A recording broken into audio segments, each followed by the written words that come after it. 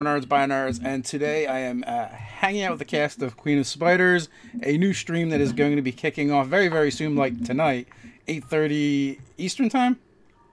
Hopefully I have that right. And I'm going to kick things over to the GM of that game, the DM, Grant Ellis, is going to be running. I'm really excited to be in one of your games for the first time, and well, thanks for inviting me in.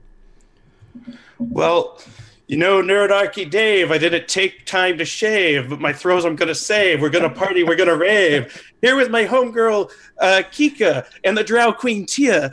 But we're never going to be alone. We got my homeboy Gnome. We're going to talk about the giants, the party's most reliant. I'm a Dungeon Master player here in the Nerdarchy lair. I literally wrote that now. I was going to say, if we go through any opening without Grant rhymes, I'm out. Like That's really... I didn't do a promo on a WebDM once. I wasn't going to, and they were like, but you have to. And I was like, well, it's your brand now. It is. It became the brand. I didn't know that was a thing. I was stunned and shocked, a little horrified, and delighted all at the same time. It's like a roller coaster ride. That's. Wait till we get in the campaign. It just makes me feel even older. I'm like, where am I at? What's going on? Where are my pants? So I would love to talk about the party. We have Tia Zimmer, Lauralania from the Nexus Spiders, the Dark Empire campaign. She's on Encounter Roleplay's Midgard campaign, as well as the Long March, which is their longest running show. And she actually was sort of the Firefly. first... And Firefly, tune in. Sorry, if I don't shout out every group that I'm a part of now, they're gonna be like, "Why'd you leave us out? What the fuck?" It's okay, Craig and I are friends. Shit, sorry, demonetized. But she, it happens. It's okay. But she's actually was the host of Gex Convention last year and introduced me to a lot of the online scene. That was a convention I ran for, Dungeons and Dragons for over 100 people at, and we had a blast. We became fast friends, and she involved me with the streaming community. Gnome is from the Hexes and Bows podcast. We played in several charity games together, and is sort of my go-to... I don't want to say Dungeon Master Assistant. Yes, teacher, here, teacher. But Gnome keeps it down, keeps it organized, makes sure all the players have what they need, and has been most helpful in helping me coordinate.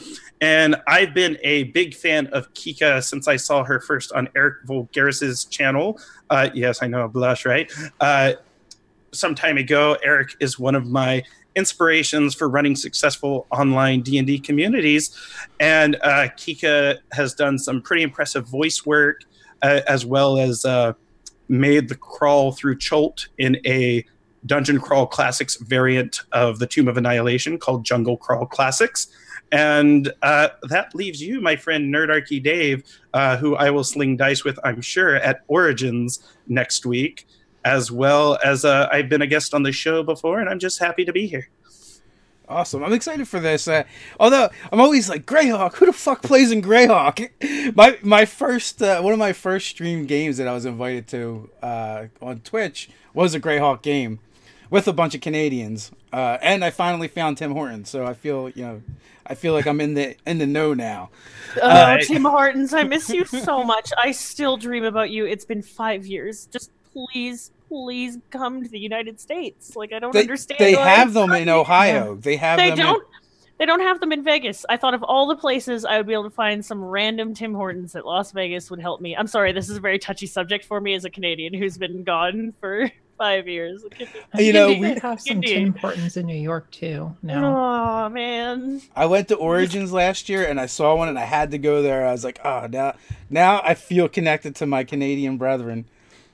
But like, so let's talk about Greyhawk, man. Why Greyhawk? First off, I had received an invite from DM Shane Suter, who I describe. He is very evocative in his dungeon mastering style. Obviously, he's a trained actor and film director and works in the industry.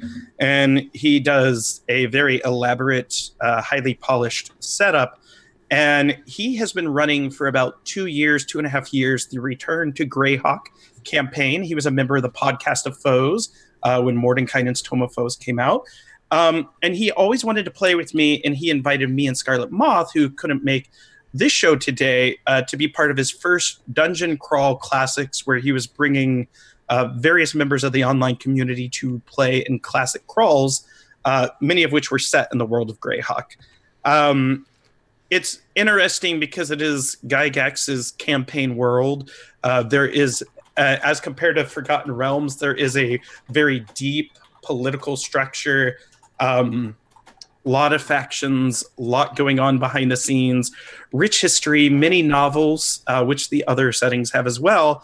And then he approached me about taking over classic crawls. I said, if I'm going to do it, though, I want to go big. I was coming off probably my biggest streamed show of my life, which was Life on Mard, which had guest stars like Matt Mercer, D&D designers like Bruce Cordell. It was a big to-do. I kind of hit the depression after that. I said, I want to do Queen of Spiders. I want to do the greatest D&D module of all time, which it was voted in an issue of Dungeon Magazine in 2004. If you look it up on Wikipedia, it's listed. This was voted the greatest module of all time. And it's a series of 7 modules. And really, it just strikes a lot of the touchstones. If we're going to tell a very epic tale, run a high-level campaign, Greyhawk is highly suited for that. And I think it's going to be a blast to kind of take D&D, show a modern audience its roots, but have players from all over, different age ranges, different play styles, and everyone's really there for the celebration. So that's why. I feel like Greyhawk is one of the settings I know the least about, even though I owned the original box set. Yeah. And I feel like really early on when we were playing in a campaign setting, we moved into Forgotten Realms. And then when our group started playing, we totally went away from pre-constructed campaign settings and just always kind of did our own thing. So, but I decided to get into this and get into the Queen of Spiders. You know, the Demon Web Pits. What was it? What was the original module? Was it Queen of Spiders? I think it was very informative to my adolescent years. I want to say that cover. So, I think Tia actually has a gift that I gave her at GexCon last year. The original Q1, Queen of the Demon Web Pits. Queen of Spiders is a compilation that was published later. It was the sequel to the A series, the Against the Slave Lord series. And they did a compilation of the G series, which is the Giant series, the D series, which is the Drow series, where they first introduced Dark Elves as characters. They were always hinted at. They weren't in canon, and they weren't in any manuals. They weren't in any book. Now we kind of take it for granted. There's Drow, or as Gygax pronounced it, Dro, and he and his friends pronounced it differently. Was it not also pronounced Dehro? That is a Scandinavian pronunciation for the word troll. And that's where the origin of the word actually comes from. But essentially, yes, there were other pronunciations. Everyone did it differently. But then finally, they introduced them near the end of the Giants campaign. So a lot of lore and history goes into this series. But yes, they compiled it all and then had 2 alternate entries. One picks up from the end of Against the Slave Lords. The other one picks up with kind of a long, rambling, maybe the players will chase this hook, kind of a weak. It was the typical Gygax, here's 5 pages of narration to read to your players. I'm not doing that. I'm starting you guys off with a bomb explosion. More interesting. That's good to know. Hey, so glad I took acrobatics now. Yes. Start with a deck save. That's the way to go. People ask me, what do you do? How do you start a game? Blow something up. I always start in the tavern. Works too. I have 2. I have the strong start and the slow start. This is going to start with what I call the strong start. First episode of a streamed game, and I know you've done a lot on Saber Dice and Encounter Roleplay and on your own programming, but usually the first episode of the show is a slow start by default because everyone introduces who they are, they introduce the show, they start with a character. I like to find a way to get that right into a change of pace and get the action moving. Make it interesting for the audience. I played in some games where I think we've done 3 or 4 episodes before we ever made a 2-hit roll. So, well, oddly enough, I find the actual combat of stream games the least exciting part to watch anyway as a viewer. It takes and I think a lot of that comes from one, poor design choices, not even necessarily from a system perspective, but from a dungeon master perspective, where they're not taking advantage of the full range of, like, say, rule variants that you might find in the Dungeon Master Guide, like cleave damage. Let damage bleed over from one creature to another. Minion rule from 4th edition, reduce it to 1 hit, where you can create faster moving, more engaging scenes. And also, I think it takes players that really know their abilities and they don't get stuck on and want to have the debate. I've actually noticed running a lot of Cypher system online. You can run a very cinematic combat that just flows. But with Dungeons and Dragons, it's very easy to fall into a slog.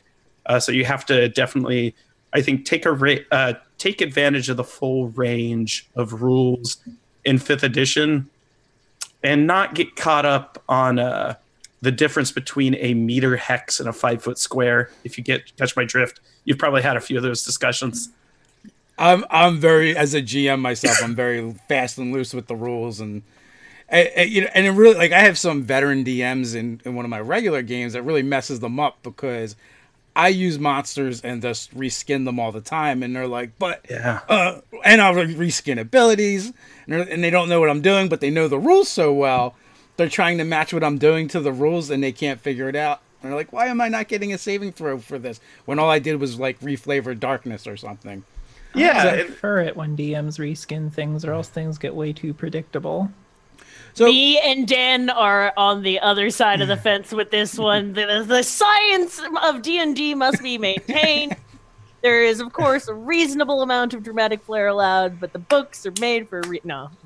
Yeah, I was going to say it. I was going to say, but they're not, and they all. I know. They all state at the very beginning that you can do whatever you want. And also, their science often falls apart. And you know what's fun? Rules are fun, okay? Rules make things fun.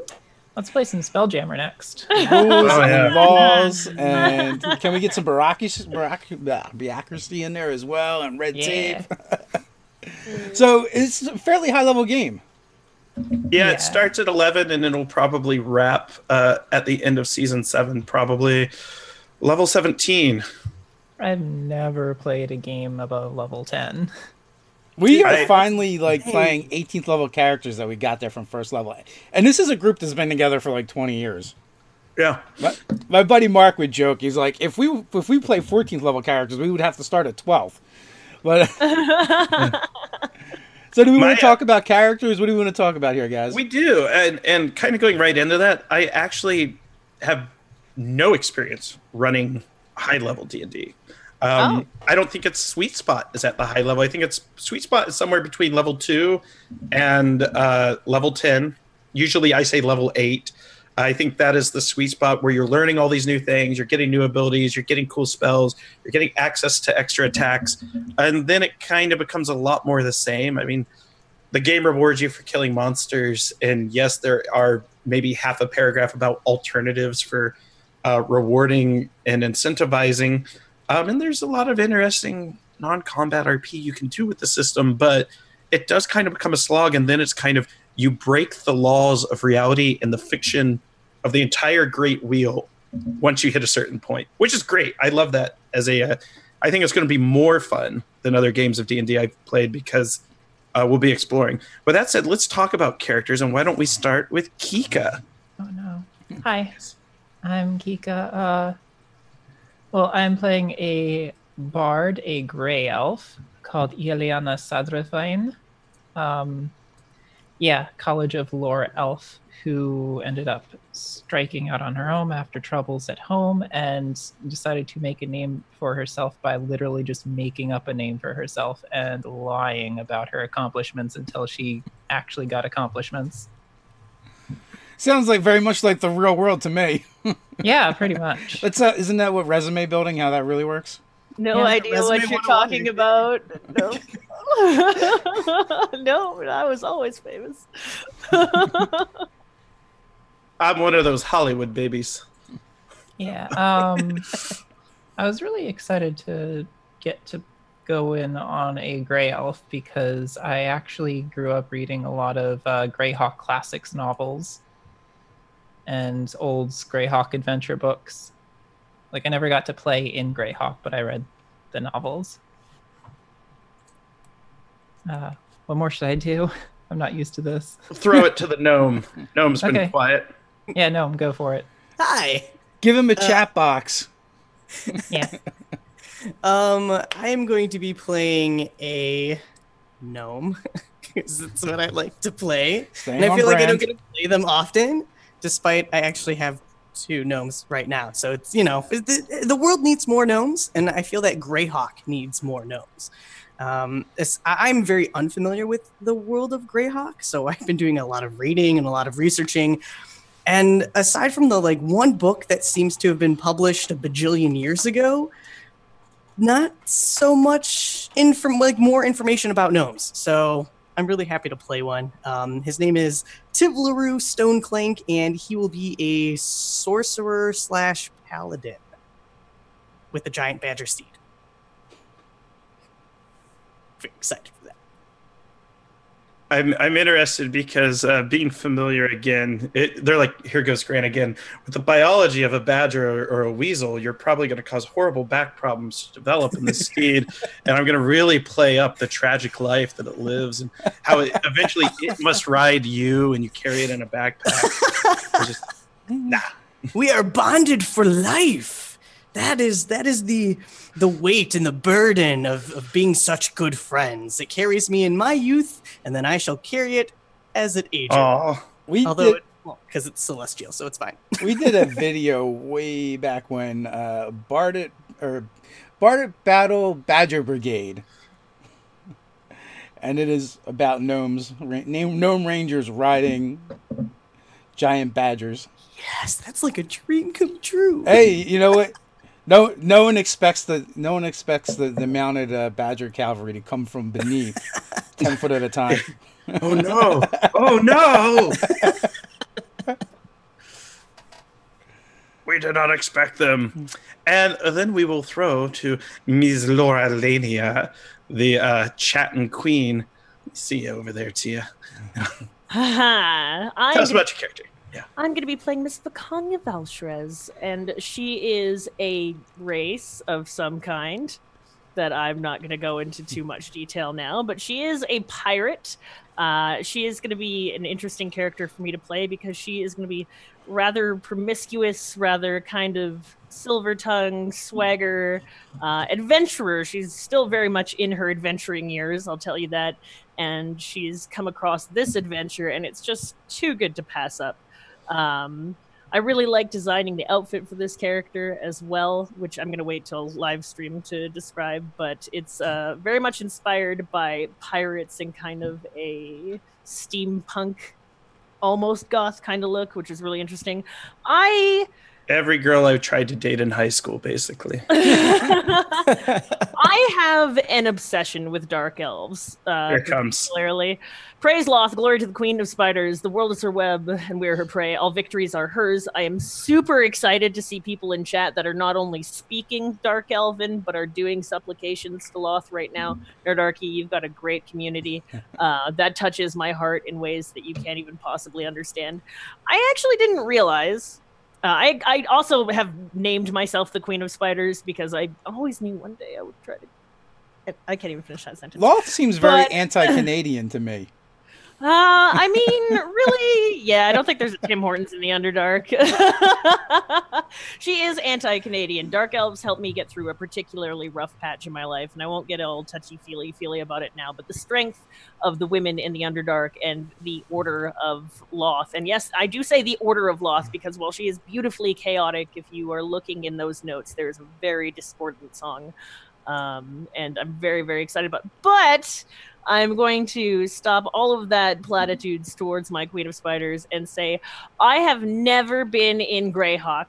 In fact, the novels that are written about Loth in the Greyhawk setting are the only part of my Dark Elf knowledge that I have yet to expand upon, as most of it has either been during the time where she was a Roshni going into becoming a Tanari onwards, and that brief little dalliance that she has with Keptolo is kind of something that is outside of my knowledge. And she was also written by a different author then. So this Loth, this Greyhawk Loth, is a Queen of Spiders that I don't know. And I'm really excited to see how Grant plays it out and how the world of Greyhawk comes in to be with this character. And I'm also really excited to play... Oh, I almost said what she was. To play the character that I'm playing that is a race. So that's all about Vicania, and Canadians are her prey. Get out of here. You're going to get in on some OG Loth. Uh-oh, really? Somebody? We did. Oh, no. Hopefully they'll come back. Okay. But yeah, that's all about Vicania. Valshrez, my sassy pirate character, which I am really excited to play with all of you. I'm gonna catch up on chat now because your chat is awesome. I got a question. So what's a pirate's favorite letter? R. You'd think it's R, but it's actually the C. Hey! Oh, Grinch. Yeah. Is it too early for dad jokes? No, it's Yes, it is always too early for dad jokes. Not when I'm in the house. I'm the bad boy of D&D. I dad joke all day. Oh man, the bad boy of D&D, huh? I earned the title from Will Jones on Encounter Roleplay. He said that's I think me and there's GM Jim McClure, who I think is going to Origins. They're going to have a wrestling match between the two of us. We're the two bad boys of D&D. I know Darcy Ross from Monty Cook Games wants to replace us and be the diversity hire for bad boy of role-playing games. And I don't know, we may have to have a triple threat fatal three-way match at Origins. Oh no, you're gonna have a steel cage chair match. You better believe it. You better believe it. And honestly, I fight dirty, so I stand a good chance to win. Yeah, man, East Coast. When I lived on the West Coast, I lived in Oakland, which was like the one East Coast city on the West Coast. I was like, yeah, this works. They get me. They understand me here. These are my people. Yeah. So I guess I jump in. I'm going to be playing a Kenku for the first time. Straight out of the Player's Handbook, Beastmaster, Ranger. So I'm going to have fun with that. We experiment with some really, really bad bird voices. And I was like, I want to do a bird voice, but Kenkus really don't do birds. So I'm going to play an urchin, an orphan that actually arrived at an exotic bird shop as one of the birds. And to the surprise of the shop owner, is like, this isn't actually a bird. This is a little person. And, you know, and I've had a cantankerous relationship with the shopkeeper ever since, who's kind of taken me in, but not really. So I'm like half a foster bird, I guess. I don't know what you would call it. I love that. Burb, but you're a burb. Here's the burb. Burb. Oh, the bird is the word joke. Yeah. Oh my god. So yes, you I'm know, already prepped. The puns are going so Get Out of Here keeps coming back. She keeps chasing him off, but she doesn't really want him to leave. You know, so it's all like an act. And if he doesn't show up for a while, then she gets worried. And I'm going to have a flying snake named as my beast companion. You know, I love that. You know, I guess I'm just going to go by Get for short. But, you know, Get, you know, rescued it from one of the crates of the birds that came in, you know, before the shopkeeper could get to it.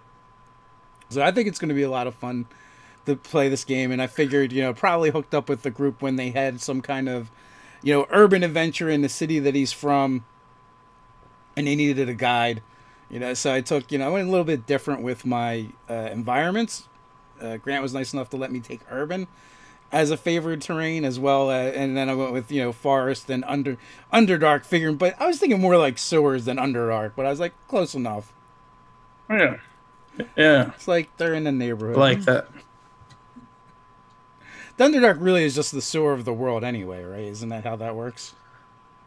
There's a very interesting academic study on Dungeon as Underworld. I'm sorry, but this has really been bothering me since the start of the show.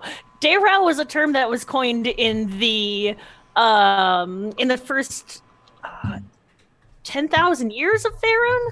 I'm pretty sure that it was still a term that was used in D&D outside of just the troll, and it was Dheerrow, and it was during the what war was that?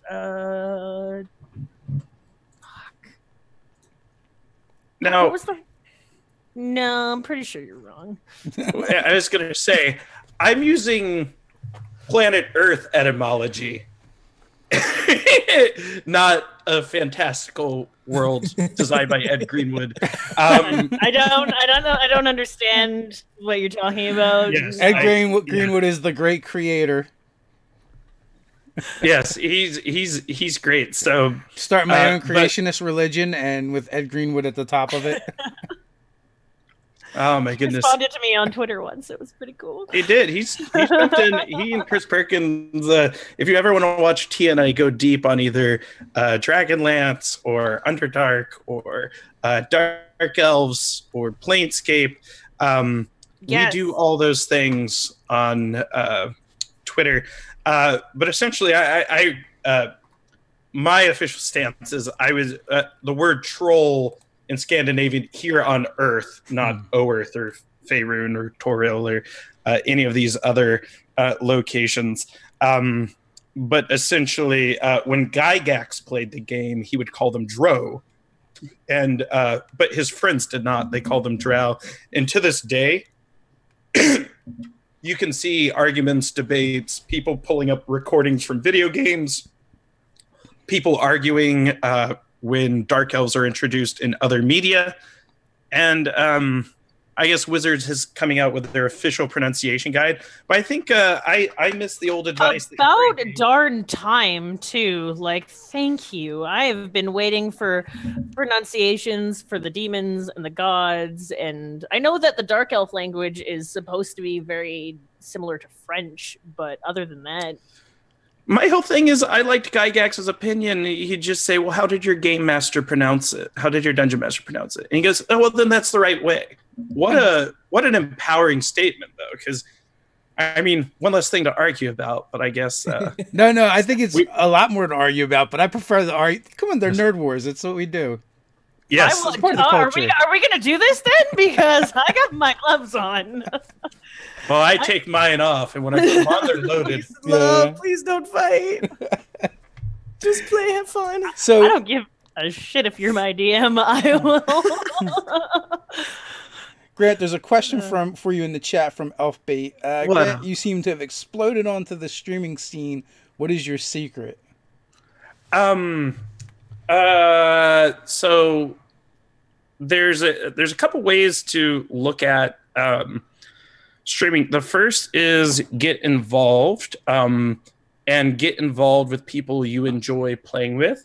The second is to find your own authorial voice, meaning be yourself. Don't try to be someone else. And the third is essentially engage with the community. So I think around this time last year, I wasn't doing any streaming, but essentially I played with people I enjoyed. I was always myself, and I engaged with the community. And that is how I would say I got around the streaming community and reached a wider audience. There's other things that you can look at in there and say, well, he used influencer marketing or things like that. But really, I'm just a guy that enjoys role-playing games. I haven't played with Nerdarchy Dave yet, but I've played, I'm pretty sure, with every member of our crew before. I've engaged. Yay, Kikka's back! But with a recorder. Yes. With an instrument. This is amazing. Do it. If you're gonna come back, do it right? That's it. I don't need an explanation for this. I'm a bard. The musical interlude. I love you so much, Kikka. I have always loved you. You were the greatest. Thanks. I mean, I would have come on with the piano, but that's a bit awkward. Yeah. I'll just be like staring dramatically. Just use both at the same time.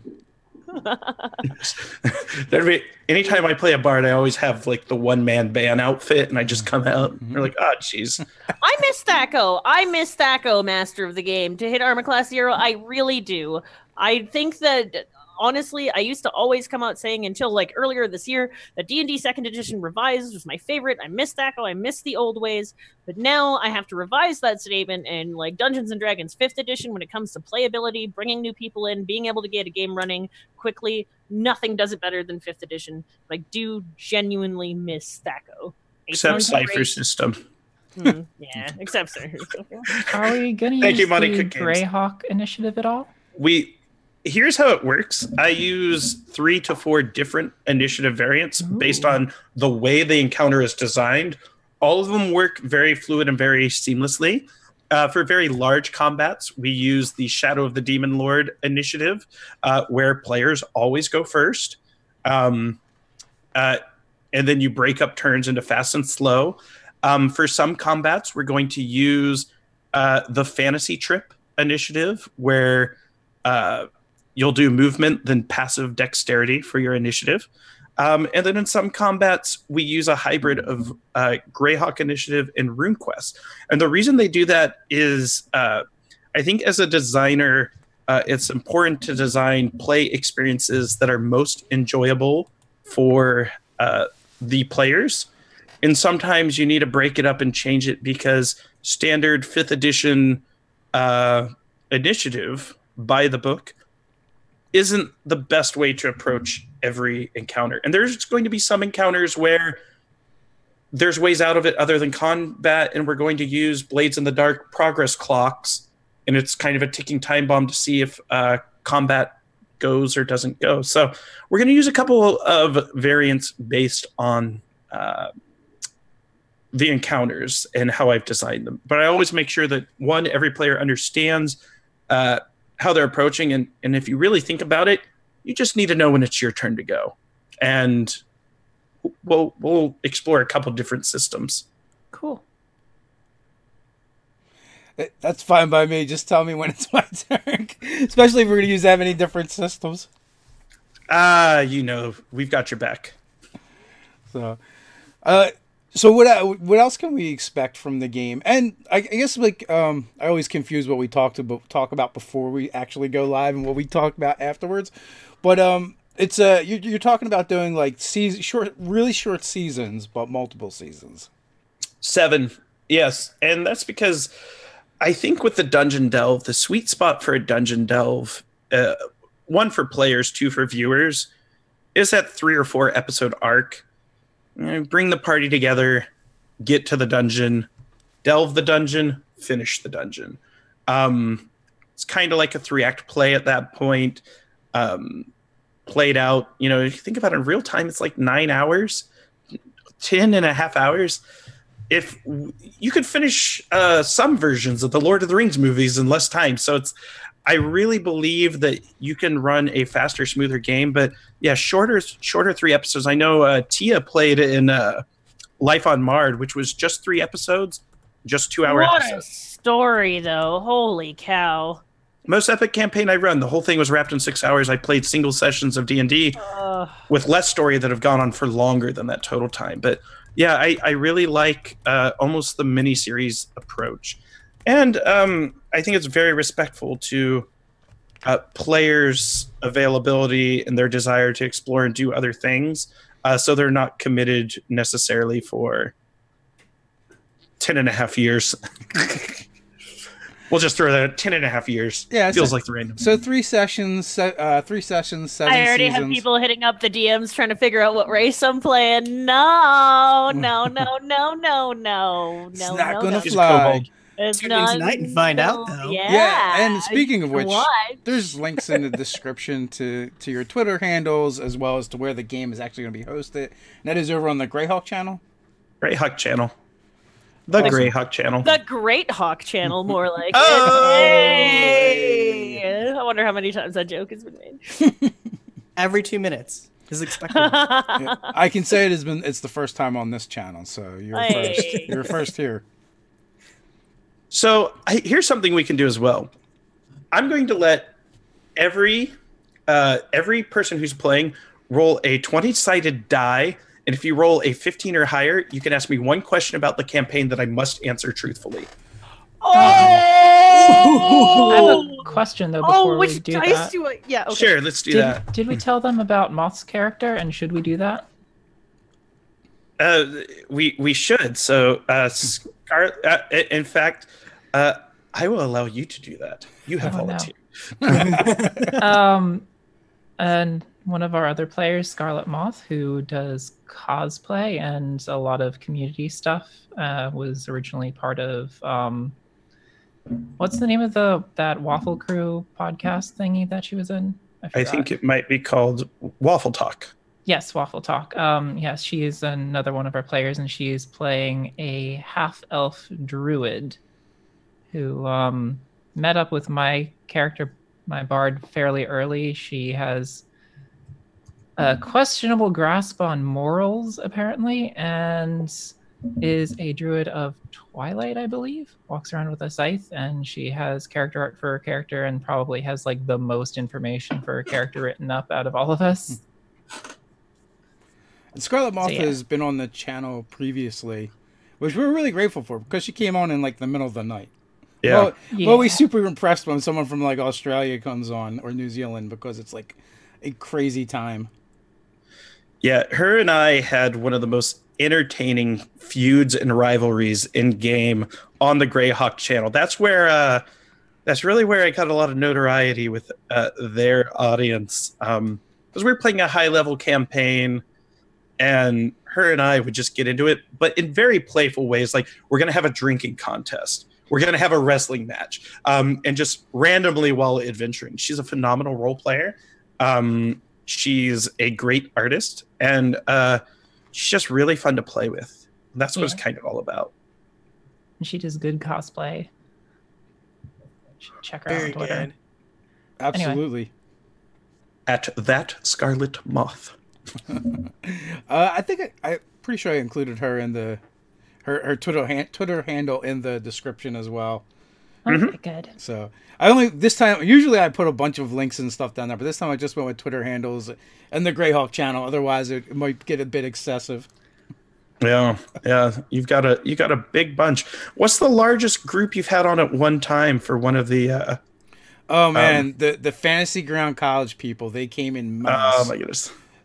Those guys and gals are fanatical about their fantasy grounds. I like to call them aggressively helpful. That is the Fantasy Grounds community. That's a pleasant term. Sponsored by.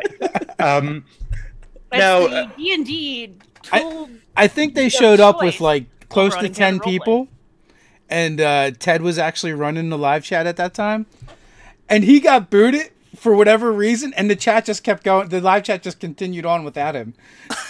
Nice. That's beautiful. So here's a question: Who rolled dice and who got 15 or higher? I did not roll yet, but I do haven't have a rolled die. yet. I haven't rolled. I haven't even decided which dice I'm going to Gotta use. find some dice. I kind of want to run downstairs and grab the one that I won from Encounter Podcast. So I got a 20. What does that Ooh, give me? That should be like lots of questions. Two questions. You're allowed to ask me 2 questions about the game, and I must answer them truthfully. That's only a 13. Probably should have thought of questions before this. Other people got. I may possibly hold my question. Can't. We have Someone matching can dice. do. Okay, are we doing this? Or are we being bro dice? Okay, we're gonna cheers. Cheers. Ow, my eye. Okay, Good fortune is upon us tonight. 19. All right, what's your Twinsy question? rolls. You can't hold it though. You can't hold it. Okay. Nope, it's now or never. Now or never. What is important to ask? How do we not throw this question away? That's what I'm trying to. The best way, it's like the old saying: if you have a question, you throw it away. If it loves you, it comes back. So. Now we need Jeopardy music. Will there be any reptilian enemies in this game? Always, yes. fucking troglodytes. It had to be fucking troglodytes. like 60 of them, like from Night Below. It's just 60 troglodytes. That's the encounter. This is the rest of the game. I didn't prepare anything, guys. Just deal with it. Just eat troglodytes stink. And will we have to fight an actual like avatar of Loth or something? In not tonight.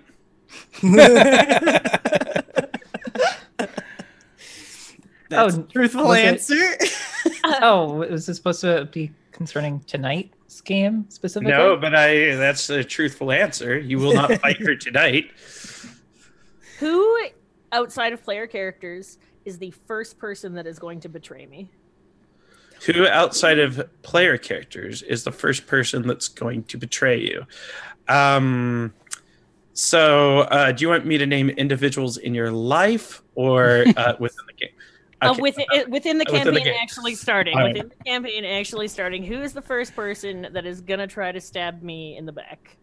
Do you want something that already the backstabbing happened? Troll. Do you want? Yeah. I mean, Molly like betrayal, backstabbing, not as in physical. Don't get. I know I just said that I'm a rules lawyer, so I'll get you on this. I'm with you, okay? Cardboard There's two people. There's two going to betray me. Two people have already betrayed you. One is still alive.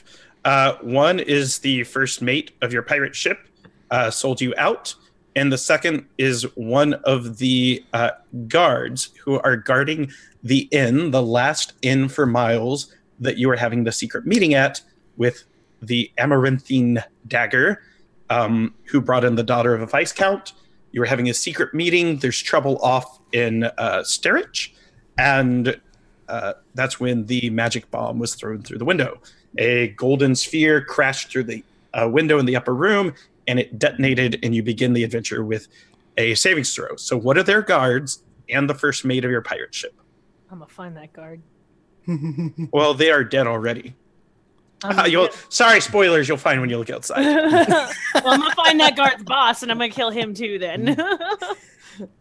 Oh, by the way, I'm playing an evil character. Hey, maybe not like totally evil. No. Cardboard Fortress says this is Genie Genie Wish shenanigans. Salt Bay that evil in there. This is Genie Wish shenanigans. I wish I had a friend who was a genie, and like for my birthday, he's like, "Here, have a monkey's paw." And I'm like, "I don't want it. I don't use you for witches or wishes." Witches. Witches. I'm gonna be the one that's gonna ask our question from the Twitter chat. Okay. When are we gonna get a bag of holding? When are we gonna get a bag of holding? We're level 11.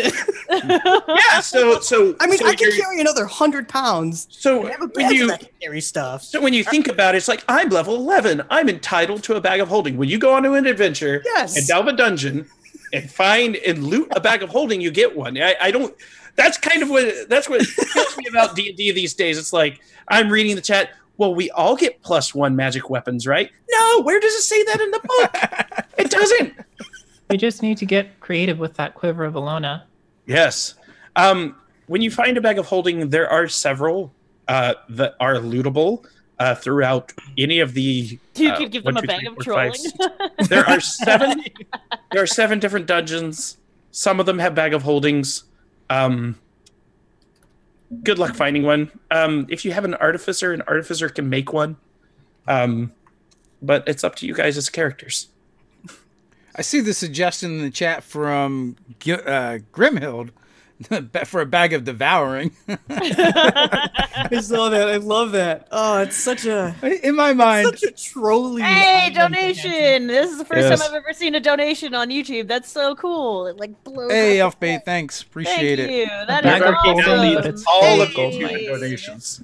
I want to see the adventuring party that gets wiped out by a bag of devouring. Like a series of bad rolls where everyone just is trying to pull somebody out and they all get sucked in. I want a party to wipe from either a horde goblin from the Tome of Beasts, where the gold turns into a golem and wipes a party, or a map mimic, where the map is a mimic. I heard, when you said horde golem, I heard horde goblin. Yes, horde goblins I heard For that the too. horde! from Nord, Revenge of the Hey. Horde. So Yeah, I got that somewhere. A stack of It's a good books over book. here. Oh man, this one is so precious to me. These ones always like break super easy, but I have always been very aware of where it is on my arm at all times because like getting another one of these is probably never going to happen in my lifetime. So, and I guess, Dave, I'll let you ask a question, but if you're willing to have one of the other party members suffer a consequence. Oh, I'll take your consequence, bro. Done. I got it done. Oh man! As long as you should have sold that as a higher like melded together. I don't want to be the hugging dude again. I want to be the hugging dude. Oh no! Terrible experience at our charity game. Oh yes. That sounds terrible indeed. You bartered too low, Grant. Every single party member's like, yeah, got it, go. Give us the metagaming knowledge. So yeah, she's willing to take a consequence. I know, I see that. I love devil's bargains. That's funny. I don't know. I just come from I'm kind of old school, man. You just show up and play the game. Whatever happens, happens. Yeah, but this is divination. So you have found Get out of here has found a sphere of divination, and a voice from beyond speaks to his burb brain and allows him, and it shows him, what's your character's name again, Tia? Vicania Valcherez. Vicania Valcherez.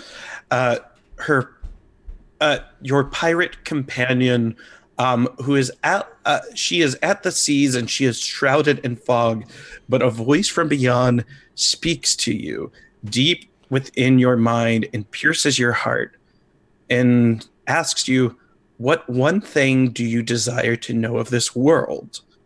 And you see these shrouds around your friend, but it's asking about the world which you came into essentially bound in a cage and raised in a somewhat unhappy home, but this voice promises to tell you this one thing. What do you do, and what do you ask? So now you have to ask in character. I have to ask in character? No, I'm going to ask in character. I was like, good. Who has the broom of flying? Who does? I do. Kikka does, and I'm infatuated with Kikka's character and her broom of flying.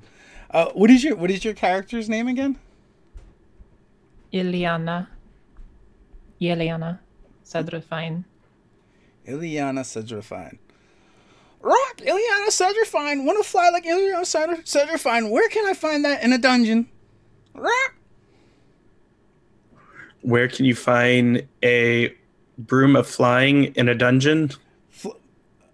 Maybe he says fly like. You can use my. Oh, where can you fly like? So this there is 3 potions of flying in the inn that you are staying at, but they are kept in a safe under the reception desk. And this you also know, the innkeeper doesn't even know they're there. Ooh, I know someone's going to be testing out their thieves' tools. How many of us have thieves' tools? Raise your hand. I love this campaign already. How many of us have disguise kits? $5. Gaming sets? Gaming sets? Gaming set. Gaming set? What are you playing? Dragon chess. Nice! I went with poker. Of course you would. Okay, what about forgery kits? A poker playing No, pirate? no forgery kit. No forgery kit. Oh, man. Okay, cool. I can handle Those are my forgeries. favorite. Although I kind of feel like a disguise kit and with a Kenko is like nipples on a breastplate, so...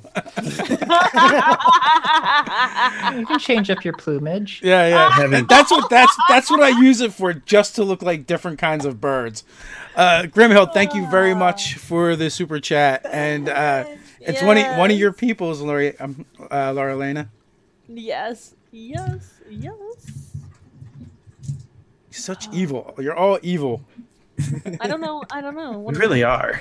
We did a video about dark vision, and mentioned, and I mentioned Don't Drow, even get me started or on Dro, Dark Vision. and and they came up, and I'm like, yeah, they're all pretty much a-holes.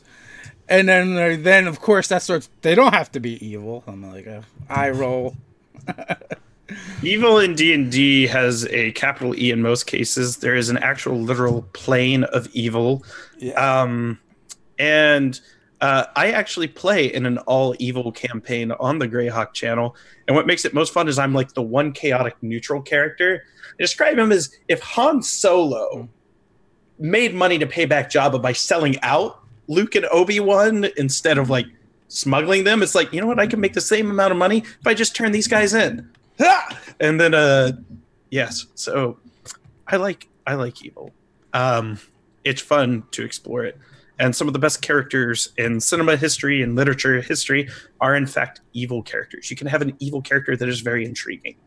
Look at the Corleone family in the Godfather movies. They're not good people, but that familial connection kind of I played Zune for 2 years, and she was a neutral evil character. In my opinion, the most evil that you could be. Neutral. What evil. happened to her? I still made her cohesive with the party. She got betrayed by a demon that took over someone else's body, but that's besides the point. These things happen.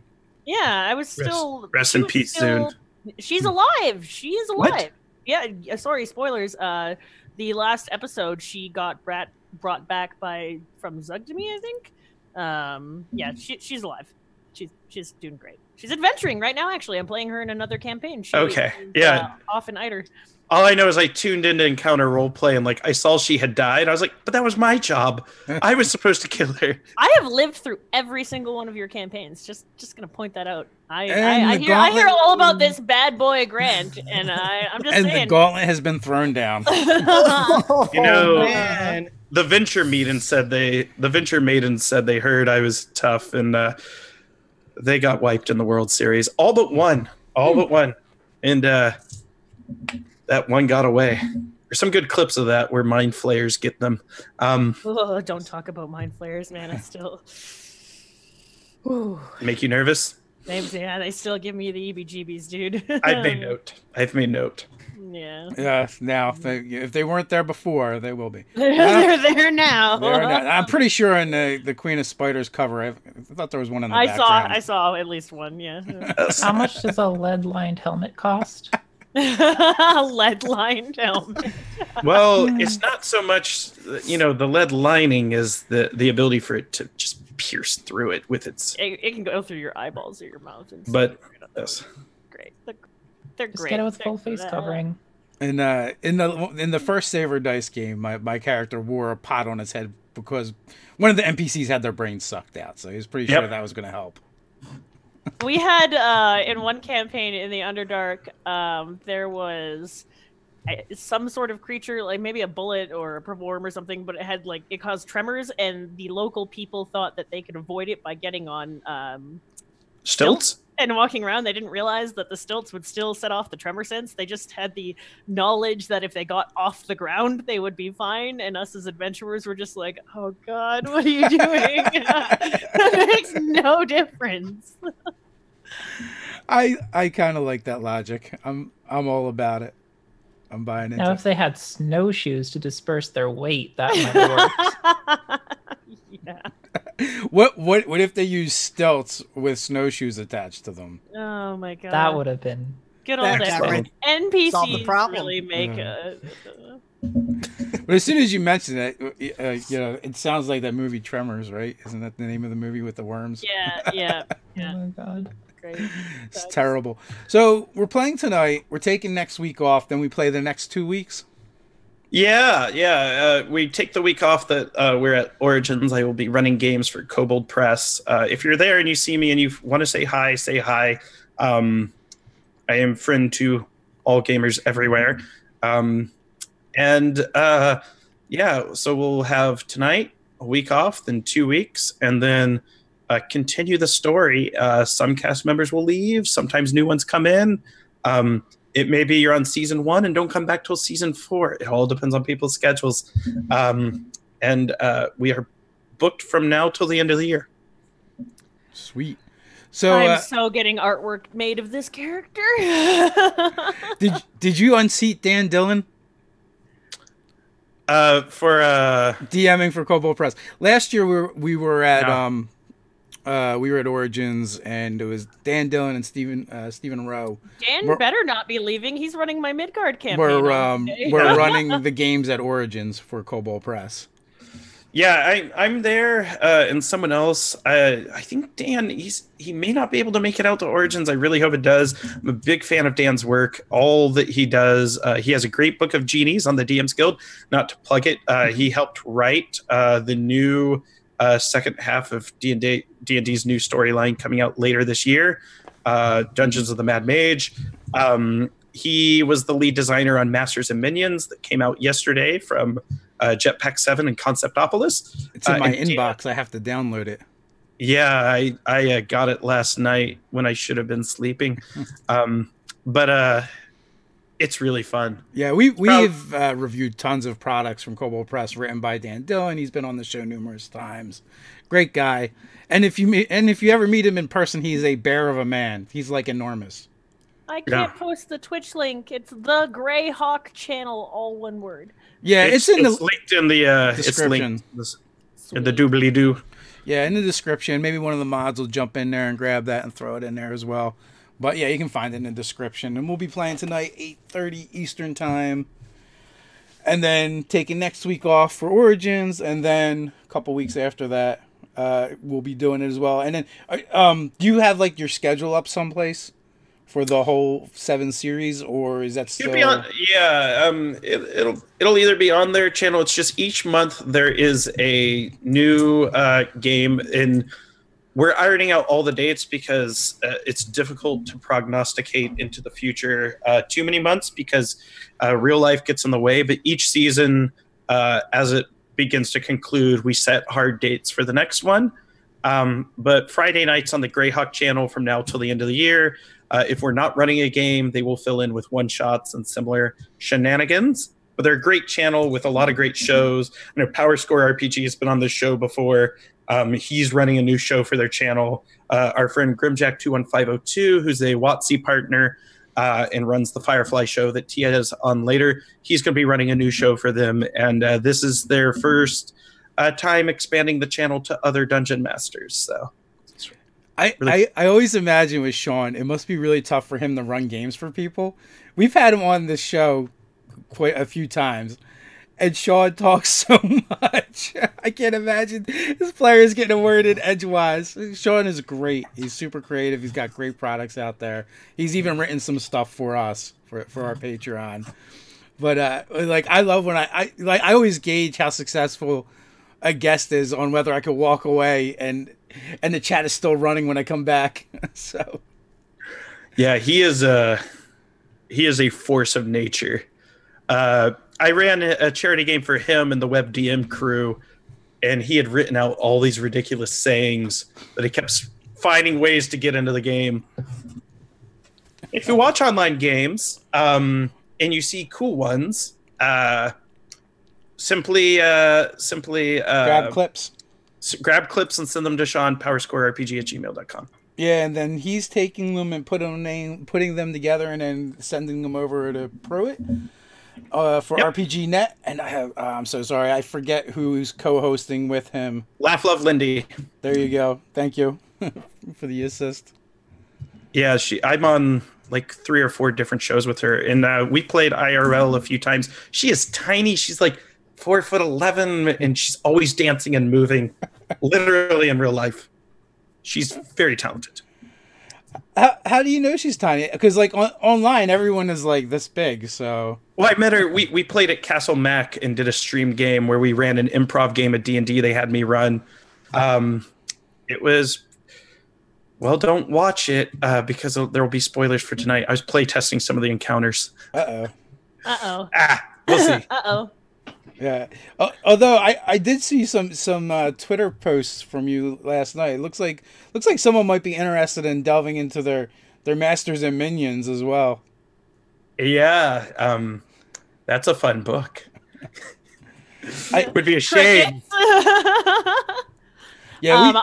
I have to unfortunately get going because I have Green Room Yes, for Firefly. Firefly, the show that's going to be starting in an hour on another channel. But I am Lauralania. You can find me on Twitch and also on the Greyhawk channel. Tell people where they can find you in an hour. The Greyhawk channel. Yeah. Yep, on Grimjack Twitch. 21502. No, Grimjack. Sorry, I'm getting on. I'm getting confused with all the shows that I'm on. I'm addicted to role playing. I have a problem. Grimjack 21502 on Twitch, starting an hour. Firefly system, lots of fun. I'll be playing Miss Harriet Dawson. Okay, I gotta go. Bye. And your eyelashes look great. I love you all. Praise Loth, glory to the Queen of Spiders. See ya. Slay her. What an exit! Yeah. There you go. I hope you're taking notes, Gnome. Oh, Wish I could leave university and just play RPGs all day. Well, you could. You know, I don't know how that'll work out for the rest of your life, but you could do it. I'm on I think 10 shows right now. Greyhawk Channel's one. I'm on WebDM. I'm on Encounter Roleplay. I'm on Unmade Gaming. Yeah, I'm like everywhere, and like it's hard. That's almost a full-time job. That's like 30 hours of gaming at least. I do, and not counting prep for when I have to run. So it's about 44 hours a week. And then I record Saturday shows for Encounter Roleplay, the Story Forge, where we talk about world building. I'm on Monty Cook Games. I'm designing a new Invisible Sun campaign, but it's one of those things where just time management. My day job is I manage 2 companies in the C-suite, which is 60 hours a week. But man, I just love role-playing games so much. They're great. You must not have any kids. I have 2. And you have 7 kids? and 5. Oh my god. And I'm very involved with them. And I handle bedtime routine every night. Sometimes, I brought my daughter onto a Land Between Two Rivers once on WebDM show just because she was crying. I was like, hey, why don't you just wave hi to the people? She settled down. She's like, well, that was fun. That is pretty impressive. Yeah, it's killing me. That's why I've never got. I think the last time I was on Nerdarchy, I had like a throat issue and I was under the weather. I need to heal. But I don't recall it showing. That's for sure. Consummate professional. Better, it's ventriloquism. I hide it. So we were right up on the hour mark, and I got to watch Critical Role because I'm not going to be able to watch it tonight, what I normally do, because I'll be playing D&D instead. So if everyone wants to, we'll start with you, Grant, and if everyone wants to just leave the audience with something before we head on out.